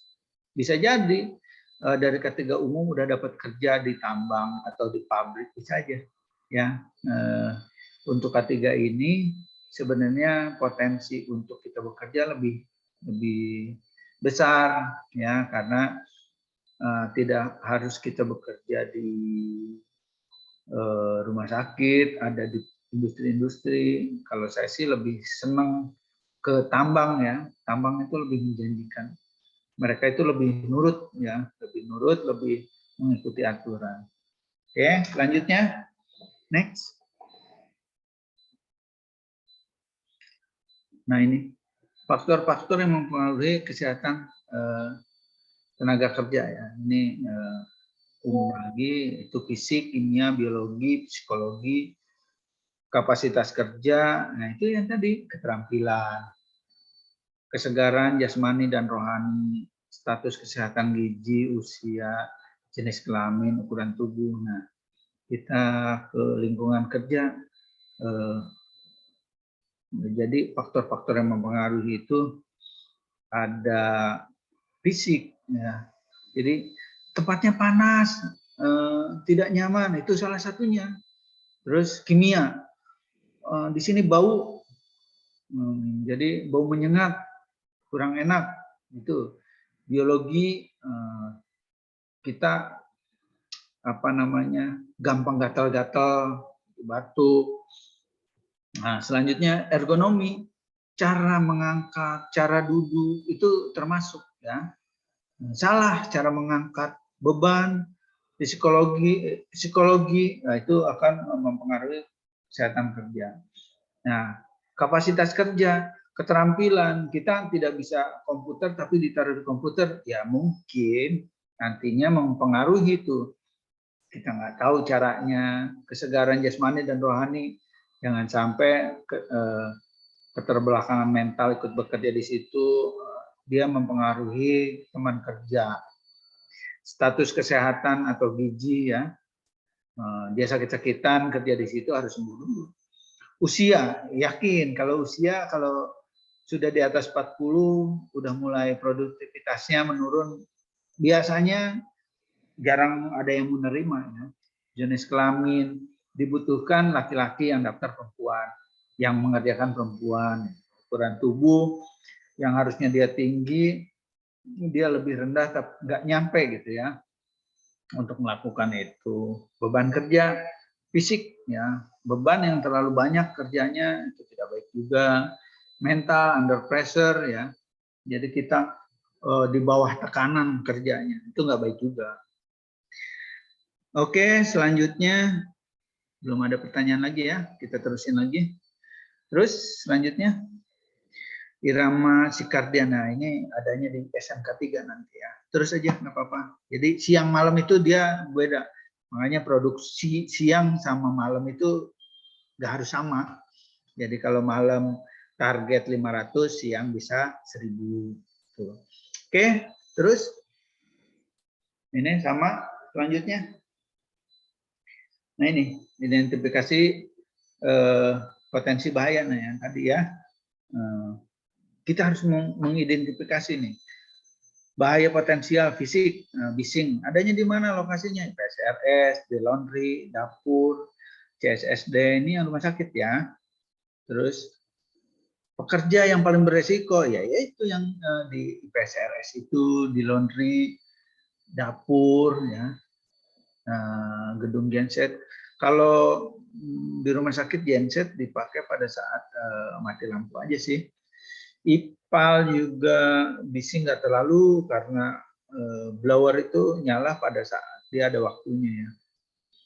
Nah, getaran ruang mesin dan peralatan menghasilkan getaran. Perawat, cleaning service, nah yang paling banyak sebenarnya cleaning service ya pada saat dia pakai mesin pembersih itu getarannya tinggi. Debu, ya, genset, bengkel kerja, IPSRS nih, laboratorium, gigi, gudang, rekam medis, insinerator. Nah ini insinerator harusnya kita hapus nih, karena sudah jarang ada izinnya susah. Nah ini petugas sanitasi, nah yang beresiko nih, teknisi gigi, petugas IPSRS dan rekam medis. Panas, ya, CSSD itu panas, ya, karena dia sterilisasi ya. Dapur panas, laundry panas, dan kita insinerator sama boiler tuh udah jarang. Boiler masih ada.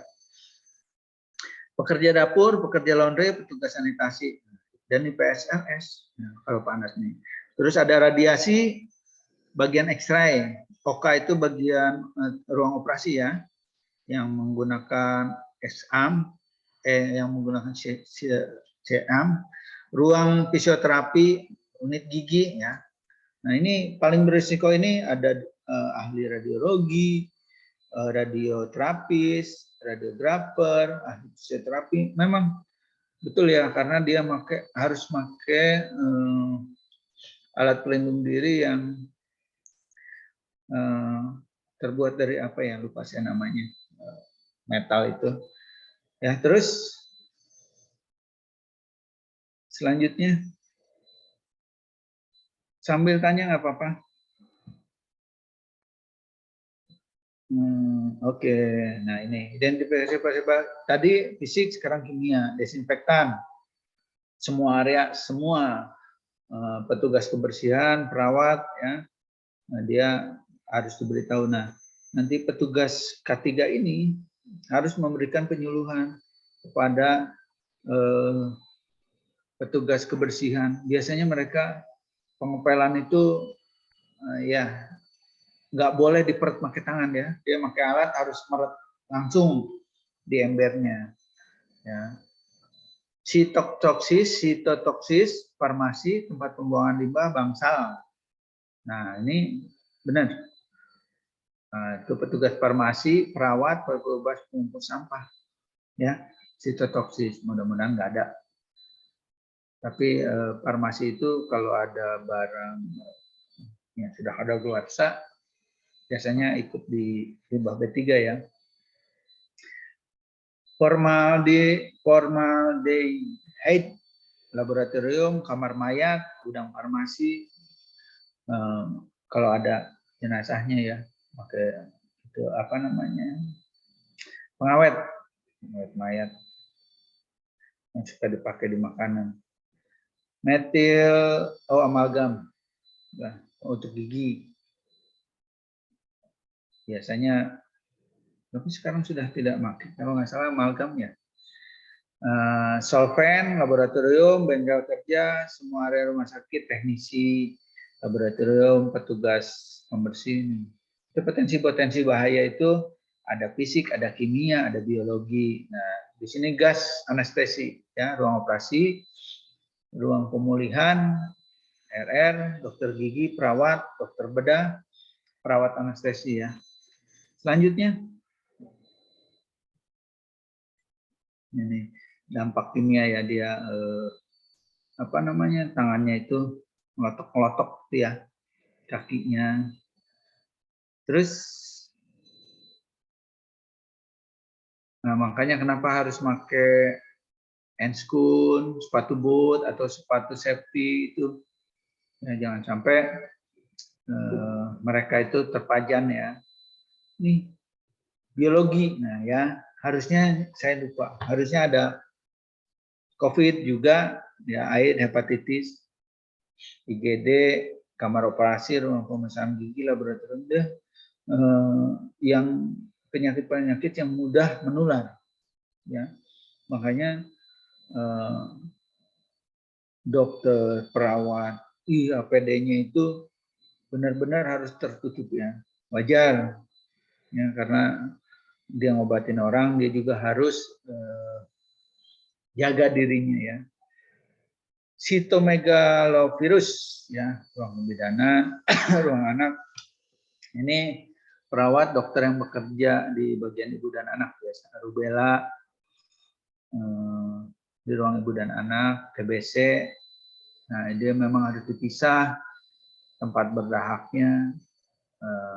Yang paling rentan itu ya dokter dan orang laboratorium dan perawat biasanya. Nah, itu. Terus ergonomi. Nah, ini ergonomi ke tempat kerja ya. Misalkan bangku, cara dia bekerja, ya, pekerjaan yang dilakukan secara manual, area pasien dan tempat penyimpanan barang. Penyimpanan barang kenapa? Pada saat dia mengangkat, cara mengangkat salah, nah, itu sudah tidak ergonomi ya. Terus postur yang salah dalam melakukan pekerjaan yang tadi saya sempat bilang, ada bidan itu sering agak membungkuk untuk membantu proses kelahiran secara normal. Dia menolong orang tapi dia tanpa dia sadari dia akan terkena PAK, penyakit akibat kerja, itu low back pain itu ya. Pekerjaan yang berulang, semua area, semua ini. Kalau pekerjaan yang berulang itu semua bisa berpotensi. Ya. Selanjutnya, next. Nah ini cara mengangkat nih, perawat-perawat nih, biasanya perawat yang melakukan ini. Nah, suka cepat sakit pinggang, ini manual handling ya. Jadi dia tanpa bantuan alat. Selanjutnya, postur membungkuk. Nah, tadi saya bilang salah satu yang membungkuk ini yang dapat menyebabkan terjadinya low back pain tadi. Dia sering melakukan bungkuk ini, ya. Dia sering melakukan kegiatan-kegiatan yang mengakibatkan penyakit akibat kerja. Oke, selanjutnya. Nah, postur duduk ya.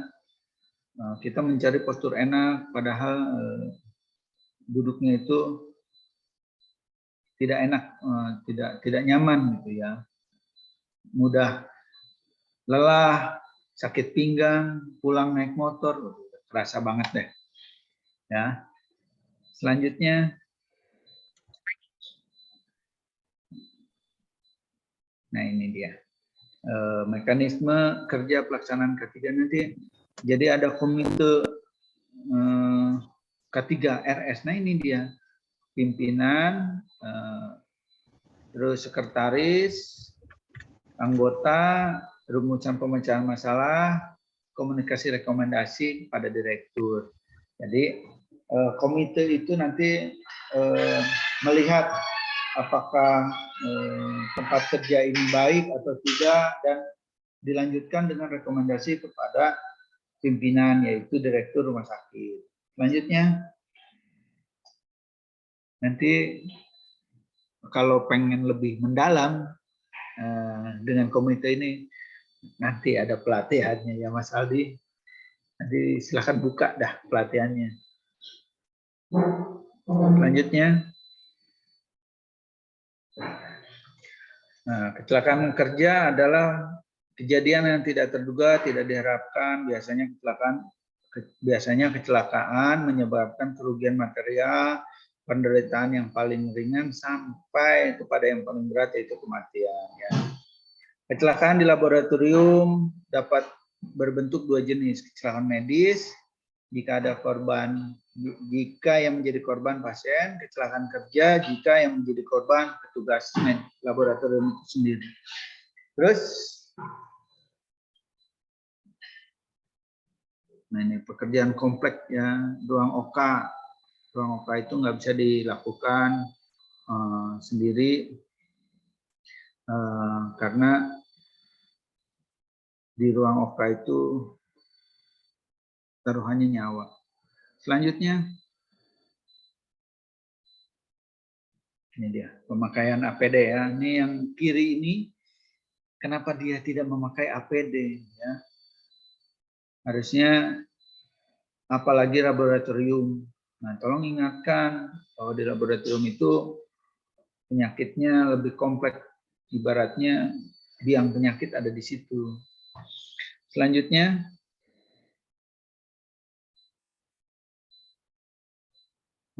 ini apa cara ngimpus ya? Apa lagi ngimpus bukan nih? Apa cara lagi heating? Dia harus ada pencahayaan yang cukup ya, karena harus teliti. Selanjutnya,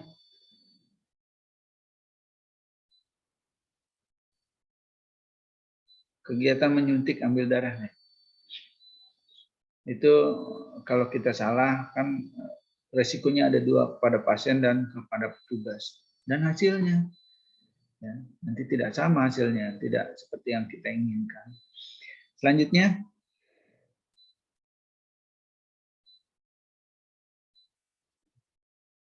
nah layout.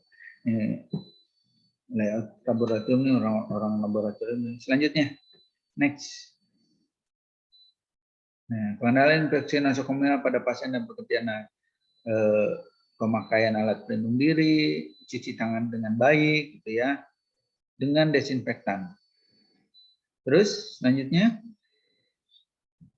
nah, alat kesehatan ada instrumen, aparatus, mesin, dan atau implan yang tidak mengandung obat yang digunakan untuk mencegah, mendiagnosis, menyembuhkan, meringankan penyakit, merawat orang. Ya, nah, ini instrumennya. Terus,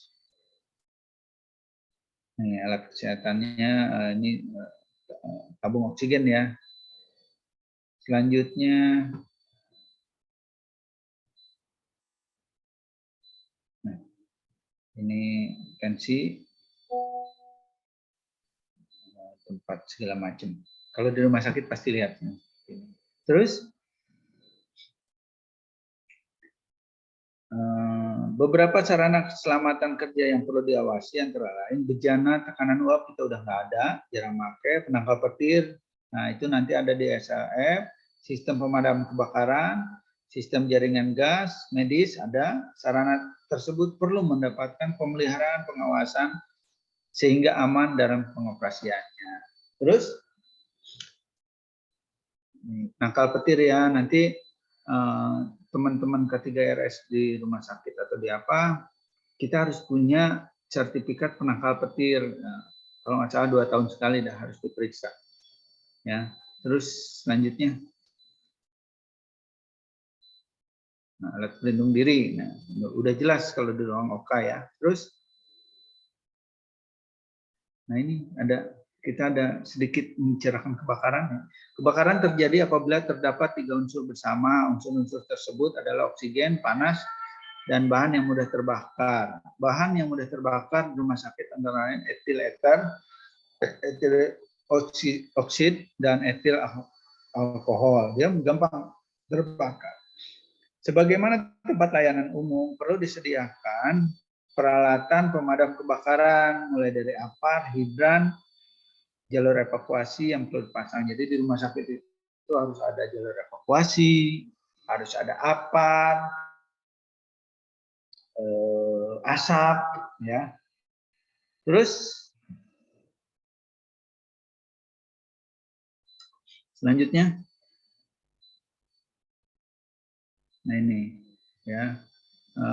Kebakaran kelas A adalah kebakaran yang menyangkut benda-benda padat kecuali logam. Contohnya kebakaran kayu, kain, plastik, dan sebagainya. Kebakaran kelas B, kebakaran bahan bakar cair yang mudah terbakar, itu solar, premium, gitu-gitu ya. Yang dapat terbakar, dia bisa pakai powder. Selanjutnya,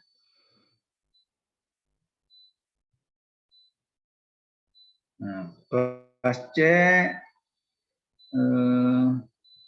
kebakaran instalasi listrik bertegangan, potensinya breaker listrik. Nah, itu kalau suka ada sambungan listrik yang mudah terbakar tuh. Terus kelas D, kebakaran pada benda-benda logam seperti magnesium, aluminium. Ya, mudah-mudahan di tempat kerja kita tidak ada, tapi kita harus tahu nih yang mudah terbakar tuh apa aja sih, ya. Nah, sampai kita juga nggak tahu. Selanjutnya,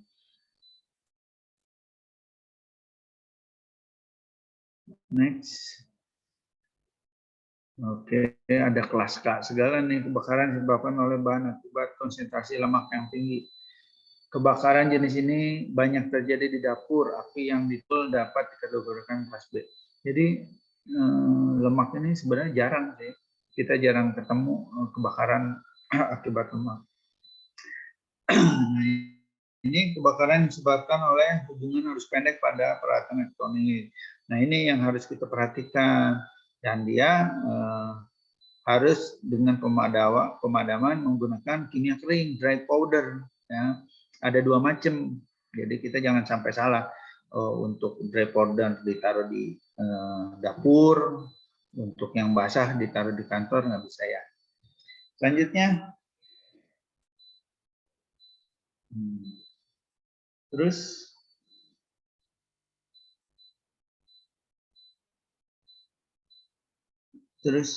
oksigen water, terus. Nah, oke, ini APAR nih, ada yang dry, ada yang basah nih ya. Kita ada dua, mudah-mudahan teman udah pada tahu, adik-adik ini udah pada tahu cara penggunaannya ya. Nah, kita sekarang itu sering ada pelatih. Selanjutnya, untuk penyimpanan APAR ini mudah dilihat, mudah dipergunakan ya. Sistem selanjutnya, next. Lanjut.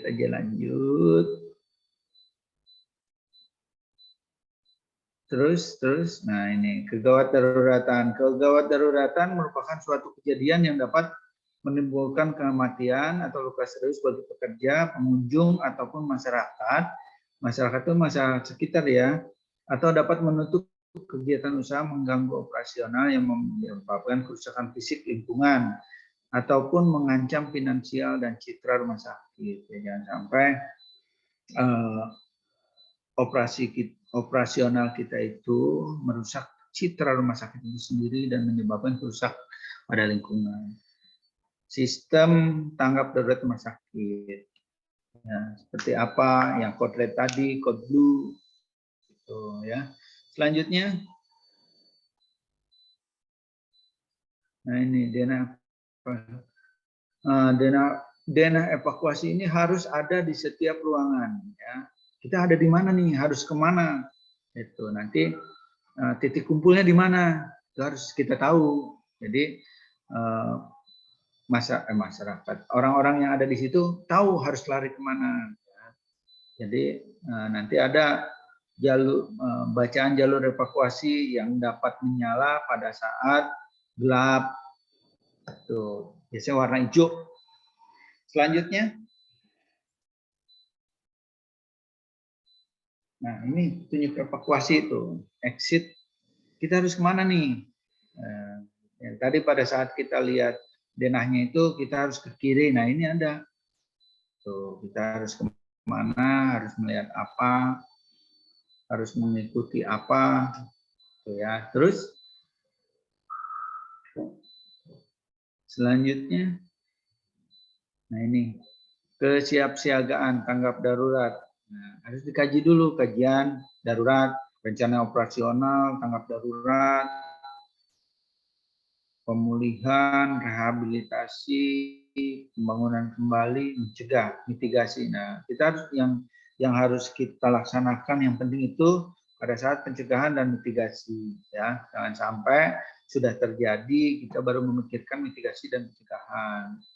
Nah, rencana siaga, peringatan dini, kesiapsiagaan, ya kita harus perhatikan itu. Nah, yang paling penting pada saat tanggap darurat itu pencegahan dan mitigasi pasca darurat. Ya, selanjutnya.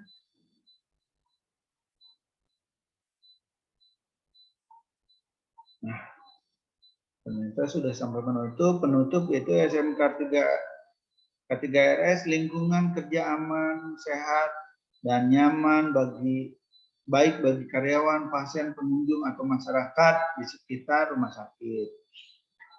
Pengelolaan K3RS dapat berjalan dengan baik bila ada komitmen ya dari puncak atau direktur. Kalau direkturnya tidak, tapi sekarang pasti ada komitmen karena harus akreditasi. Perlu pemahaman dan kesadaran dan perhatian yang penuh dari segala pihak yang terlibat di RS sehingga apa yang diharapkan bisa tercapai. Jadi pihak K3RS ini, manajemen K3RS ini tidak bisa berjalan bila tidak semua mengikuti aturan-aturan yang telah ada. Masih ada? Terus?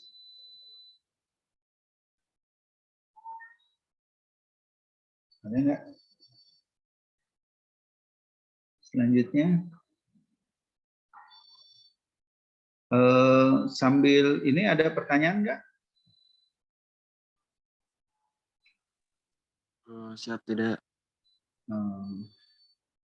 Kalau tidak ada pertanyaan, terima kasih atas perhatiannya. Mohon maaf bila ada kata-kata yang salah.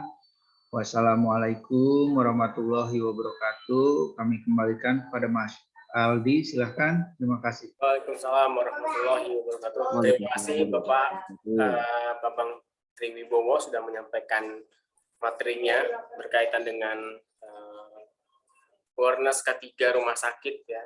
Mungkin sambil berjalan kita masih punya waktu sekira 1-3 menit untuk satu pertanyaan. Kalaupun ada, dipersilahkan Ibu dan Bapak sekalian.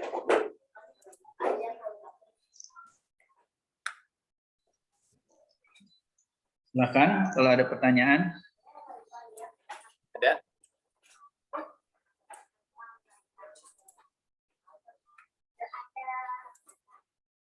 Oke, baik. Sepertinya tidak ada ya. Sekali lagi saya ucapkan terima kasih pada Pak Bambang Triwibowo sudah menyampaikan materinya pada hari ini. Semoga apa yang disampaikan bermanfaat untuk mengenal bagaimana tentang awareness K3 rumah sakit. Ya. Sebelumnya, Veritas Global Solution ini mengadakan training awareness K3 rumah sakit pada hari ini dengan tujuan untuk menambahkan pengetahuan dan kesadaran masyarakat ya, terkhusus Bapak dan Ibu sekalian yang menjadi peserta, bahwasannya pemerintah sudah menetapkan regulasi tentang lingkungan dan K3 pada Undang-Undang Nomor 1 Tahun 1970 tentang keselamatan kerja. Nah, Veritas sebagai lembaga penyelenggara PJK3 bersertifikasi, berkomitmen untuk membangun dan mengembangkan sumber daya manusia di era industri 4.0 menjadi prioritas penting demi menciptakan sumber daya manusia yang profesional dan kompeten di berbagai bidang industri. Nah, pengalaman kami dan para instruktur sudah berpengalaman hampir lebih dari 15 tahun berkecimpung dalam bidang SDM. Nah, apa manfaat daripada training awareness di hari ini adalah untuk pembekalan dasar tentang K3 rumah sakit. Ya. Nah, dalam training awareness ini, Veritas juga menyediakan sertifikat berbentuk elektronik atau e-sertifikat, yang mana sertifikat tersebut dapat sebagai landasan awal untuk melanjutkan menjadi ahli K3 umum. Nah, dalam dunia pekerjaan, sertifikat ini bisa menjadi acuan perusahaan bahwasannya seseorang memiliki awareness dalam dunia K3. Nah, manfaatnya untuk mahasiswa atau untuk para lulusan sekolah dan kuliah bisa sebagai sertifikat pendamping ijazah dan SKP. Nah, pada pelatihan kali ini untuk sertifikat dan seterusnya, pemesanan bisa dilakukan via WhatsApp ya, melalui admin kami di Veritrust untuk lebih lanjutnya. Nah, mungkin itu Bapak dan Ibu sekalian, juga Pak Bambang Triwibowo sudah menyampaikan. Terima kasih sekali lagi. Kita akhiri sedikit pemberitahuan. Di Veritrust ada beberapa training yang akan kita laksanakan. Di antaranya adalah training ahli K3 umum. Ya, untuk info lebih lanjutnya silahkan dihubungi admin. Gitu ya. Nah, ahli K3 umum ini perlu diketahui bersertifikat Kemenaker dan BNSP seperti itu ya. Terima kasih. Kita akhiri. Saya mohon maaf sebagai MC kalau ada hal-hal yang kurang berkenan. Billahi taufiq wal hidayah. Assalamualaikum warahmatullahi wabarakatuh. Waalaikumsalam warahmatullahi wabarakatuh.